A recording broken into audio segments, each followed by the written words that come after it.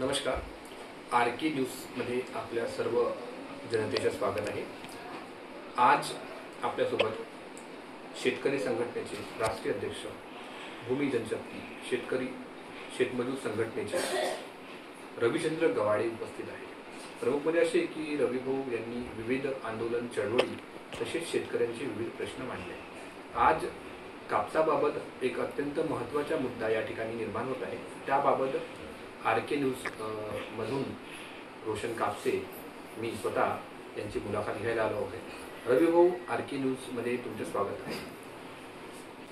मी भूमी जनशक्ती परिवर्तन शेतकरी शेतमजूर संघटनेचे राष्ट्रीय उपाध्यक्ष आणि एक स्वतः शेतकरी आहो, स्वतंत्र भारताचा स्वतंत्र नागरिक आहो. आज अतिवृष्टीमुळे काहीच्या शेतीचे कापसं गेलेले आहे, सोयाबीन गेली. सीसीआयनं मार्केट चालू करायला पाहिजे. जर आता जो व्यापारी घेऊन राहिला, व्यापारी कास्तकाराचा भाव कवडी मोल घेऊन राहिला, म्हणजे 6,700 6,800 असे आहे भाव. तुम्हाला यामध्ये असं वाटत नाही खूप तरी की शेतकरी हा पीडित आहे, त्रस्त आहे शासनापासून?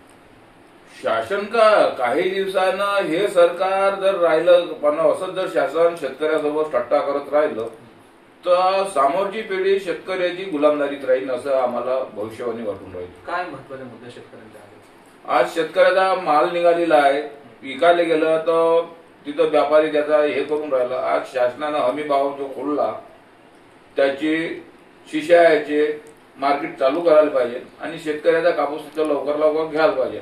नाही तर शेतकरी या व्यापाऱ्याला कापूस देते, मग शिशा भाव पडते, व्यापाऱ्याचा फायदा होते. शिशाने रेट खोललेला आहे.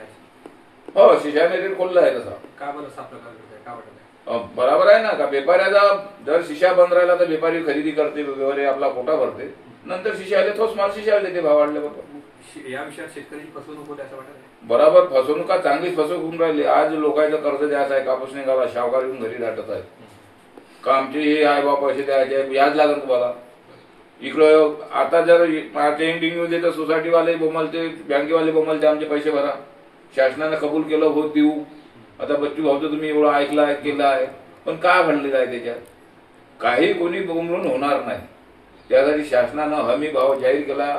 कापसाचे लवकरात लवकर मार्केट चालू करायला पाहिजे. नाही तर शेतकरी जर या येत्या 20-25 तारखेवर शिशाचे मार्केट चालू नाही झाले तर आम्ही कृषी उत्पन्न बाजार समितीले एक साधारण निवेदन देऊ.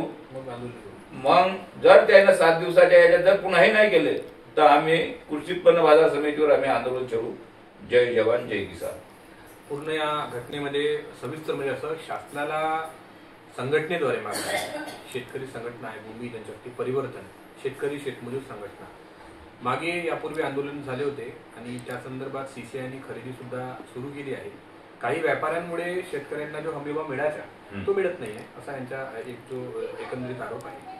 यावर शेतकऱ्यांकडे शासनाने लक्ष द्यावं आणि या संदर्भात तात्काळ सीसीआय आणि बाकी जे व्यापारी आहेत त्यांनी सुद्धा तात्काळ खरेदी सुरू ठेवावी आणि शेतकऱ्यांना न्याय मिळावा अशी सुद्धा यांची मागणी तीव्र होत आहे.